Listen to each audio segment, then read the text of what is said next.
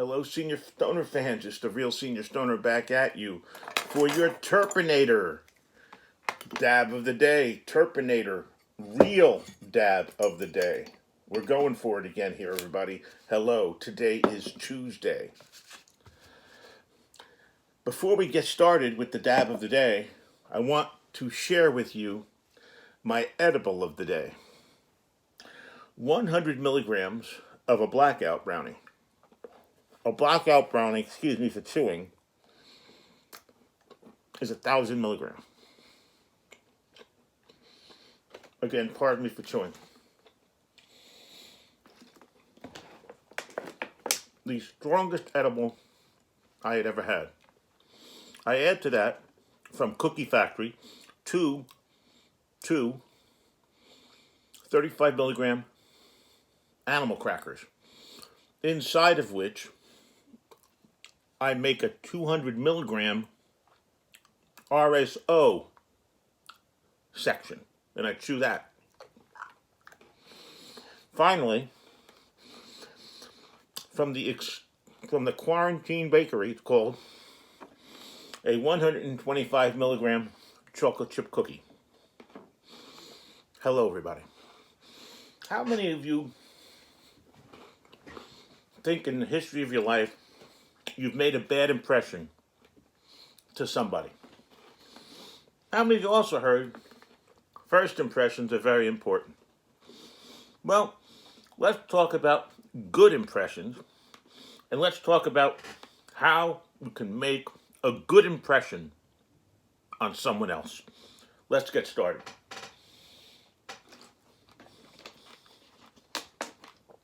This one's obvious, but people forget. Watch your body language. That's right. Your body says a lot. It's a dead giveaway. It can show how you feel. It can show how you really think. It's important to be cognizant of how your body reacts in different situations, such as when you're nervous or overconfident. Smirks, eye rolls, nervous tics can be perceived as disinterest, impatience, or even that you're not interested in talking with these people. And it won't be your intention. You've got to watch your volume. Some people talk loudly and appear to come on overly strong at the first meeting. Make sure you practice your volume control. Remind yourself to use your inside voice when talking to new people, not your outside voice. Watch your tone. Tone is so incredibly important. Well, how you communicate with others can be influenced greatly just by the tone you use. For example, if your voice is monotone, you may appear like you don't care. If your voice is excited like this, you're excited about everything.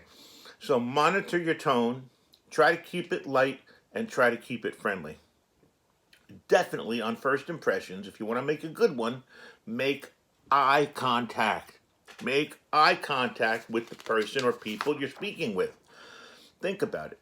Nerves can cause us to look everywhere but with the person we're talking to, which can be perceived as rude, which can be perceived as arrogant. Focus on making eye contact when speaking and listening to others, please. And smile. Smile. Do you know there are people in the world that unfortunately have mouths shaped like this? So they look like they're frowning even when they're smiling. Think about that. So a smile goes a long way, especially if you're meeting people for the first time. You want to create an impression of being friendly and approachable.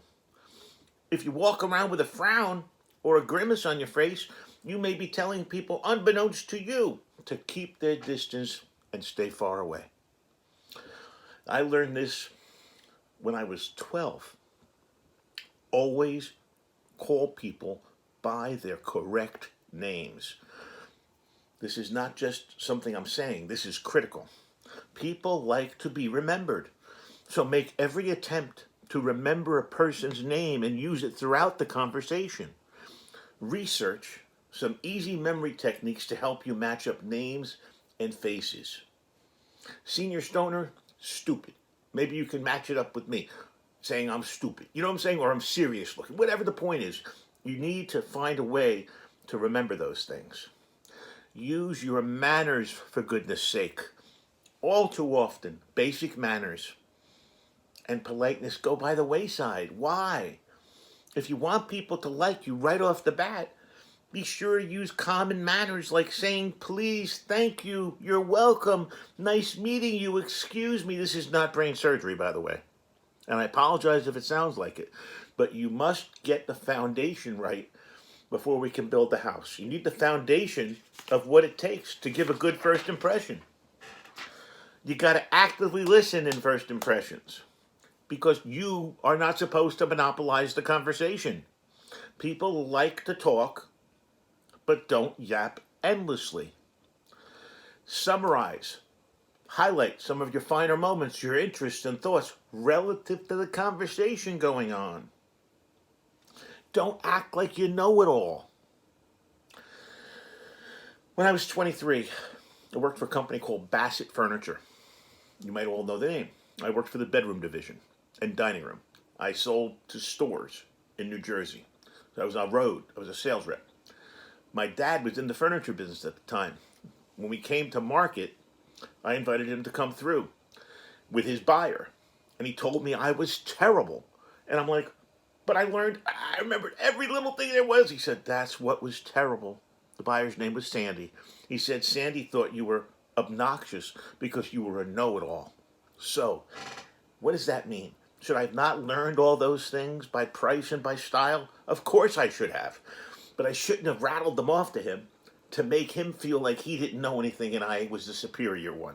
So try not to use a list of your accomplishments. Try not to use these types of things to put other people in a subservient position. And remember to prepare. Prepare for the situation you're going to encounter the best you can. Prepare by trying to know people's interests if you're going into a meeting. Prepare to find out the numbers. Always be on time. If you miss the appointment or show up late, they're going to start thinking about you a certain way right away. Dress for success. This is basic tackling and blocking for sales and for meeting people. And be open-minded. You're dressing for success not to make people think you are Gucci Poochie and Fiorucci. You're doing it to make people understand that you're a together person. And open-mindedness simply means you're going to accept and hear things you may never have thought of before. It's important to go into a room with 2 ears and 1 mouth. That's right, you should be doing twice as much listening than you are speaking. And speak clearly, enunciate. Do not gossip. Do not come into the room, to the people, and start talking about the other people, because then those people are going to think you're going to talk about them when you go to the next people. And show your personality. Look, it's all about first impressions. You are who you are, but they're going to relate to a more upbeat person than somebody who comes in. This is, hi, how you doing today? Let me tell you my complaints. So show your personality, but try to be upbeat. And again, something from the sales world. Be memorable. My goal in a store, when I was visiting that store, and I had thousands of stores to call on, thousands. My goal was about a 90 to 120 day cycle. I'd get around to all of them. My goal was to make it so the person in that store wanted me to come back. I was memorable because I left him with, I have to bring him an answer. And what did that do? That left it not only with a memorable part, but a positive part.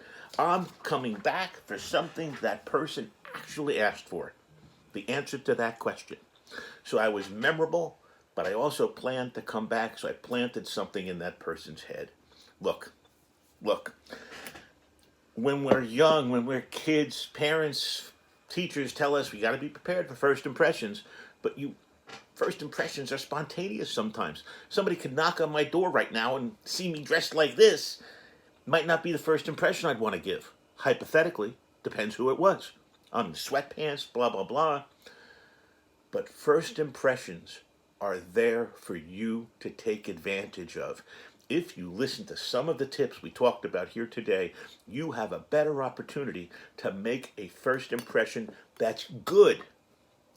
Try to think about it before you put yourself into the situation so you can have that good first impression and do the best you can. Because remember, we live in a cyclical world. You come around to the top always and have two things, hope and opportunity. And what that does for us, even with first impressions, is if you get your fingertips on the windowsill, you can get yourself in the window. So once you make a good first impression, guess what you're going to have? The opportunity for someone to be a new friend, the opportunity for someone to buy your services, whatever it would be. First impressions are critical. And if you enjoyed today's discussion on first impressions, please subscribe to Senior Stoner's channel, to my channel on YouTube. Send me your comments. I love receiving them. And now we're going to do, hopefully, the right kind of dab. I'm heating the banger first. As you can see, I'm heating the banger first. Then I'm going to drop the dab in. And hopefully this will be the proper way to dab. Let's see. Here comes the dab. Got to be quick with this type of stuff, I think. I've learned that it takes a little bit of speed to make it right. All the way in.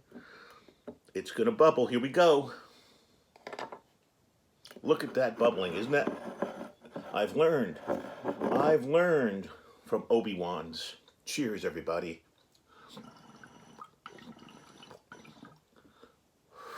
Wow.